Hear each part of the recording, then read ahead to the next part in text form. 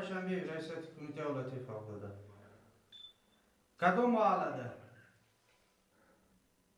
چند نفر ساعت 9:30 صبح روز چهارشنبه ساکنان محله ناصر خسرو و بخش نوبتداری ریاست حالتهای فوق‌العاده ولایت خبر دادند که در روی آب رودخانه غند 2 نفر جوانی را دیدند که به احتمال غالب از هوش رفتند و توان از آب بیرون شدن را ندارند.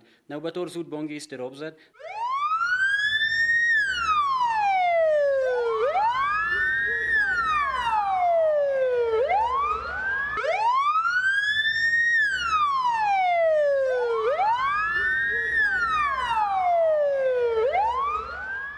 دسته مخصوص زودعمل نجادی که شب و روز آماده در حالت آماده باش قرار دارند با شنیدن این بانگ زود به پا خستند و نزد قرارگاه خود صف آراست. معاون سردار دسته دولت شکر محمد از حادثه به وقوع آمده آگاه کرد و از هر یک آنها خواهش نمود که از احتیاط کار بگیرند و در اساس دستورالعمل کار را به راه گذارند.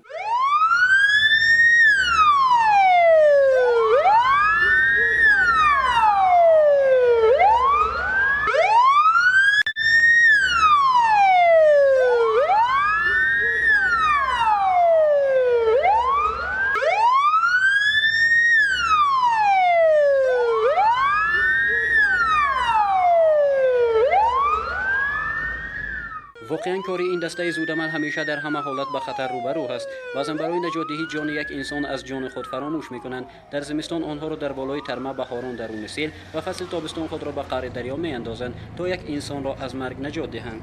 دسته زودعمل بعد کمی بیشتر از 5 دقیقه به محل حادثه رسیدند.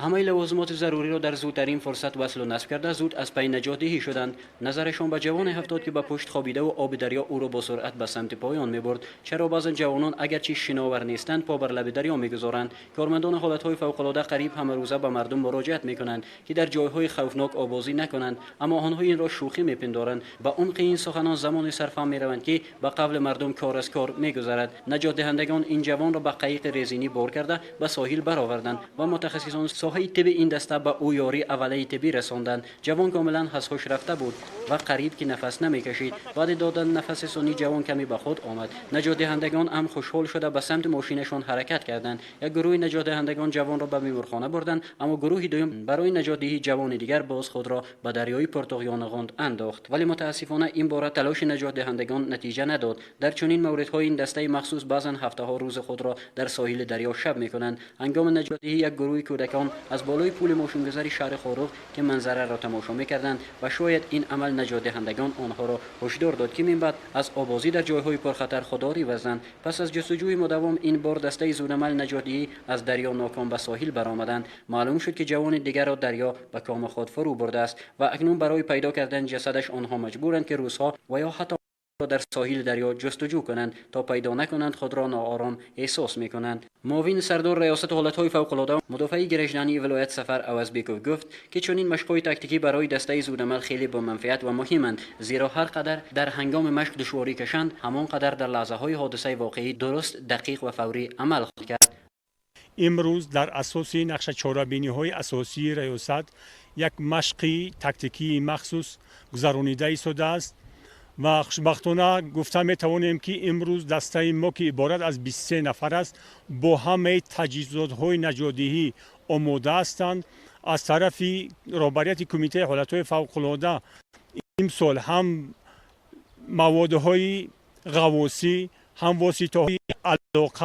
واسطه‌های علاقه سپوتنیکی با همه نمود تجهیزات‌ها پره آماده هستند و میتوانند سری وقت همه حالت فوق‌العاده رخ داده را برطرف نمایند. و در دوام نیم ساله اول زیاده از 32 دعوت شده است که همه دعوت ها را سری وقت به یگان کمبودی دسته برآمده. خوشبختانه از طرف نفران دسته یگان نفر هم ضرر جسمانی ندیده است. نقص به ریاست برگشتند. پیش از برآمدن اول نفران دسته از تکنیکی بخطری میگذرند و در کتاب امضا میگذارند و با قاعده های به خطری رعایت می‌نمایند.